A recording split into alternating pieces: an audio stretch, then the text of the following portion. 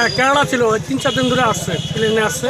আসার পরে যেদিনকে আসছে ওই দিনকে বাইক, ওই সকালে মাছ কিনতে আসছিলো, আর সময় বাইক অ্যাক্সিডেন্ট করছে। বৃহস্পতিবার সকালে পিকআপ ভ্যানের ধাক্কায় মৃত্যু হলো এক মোটর বাইক আরোহীর।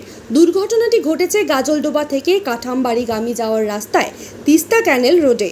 খবর পেয়ে ঘটনাস্থলে যায় পুলিশ। মৃতদেহ উদ্ধার করে ময়নাতদন্তের জন্য পাঠানো হয়েছে। এদিকে ঘাতক গাড়িটির চালক পলাতক, তবে পিকআপ ভ্যানটিকে নিজেদের হেফাজতে নিয়েছে পুলিশ।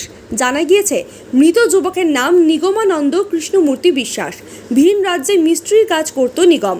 কদিন আগেই সেখান থেকে বাড়ি ফিরে প্রায় 2.5 লক্ষ টাকা দিয়ে নতুন বাইক কিনেছিল নিগম। আজ সকাল 7:30 নাগাদ বাইক নিয়ে ক্যানেল রোড ধরে কাঠামবাড়ি যাওয়ার পথে একটি পিকআপ ভ্যানের সঙ্গে মুখোমুখি সংঘর্ষ হয়।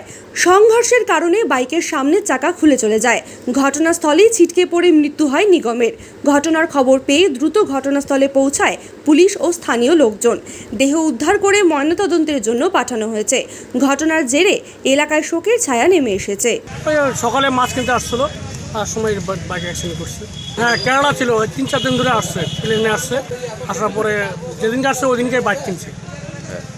বাইক কিনে তারপরে যে সকালে আজকে বাজার করতে আসছিলো, মাছ কিনবে আর সবজি কিনবে, এর জন্য আসছিলো, তো দুর্ঘটনা হয়ে গেছে।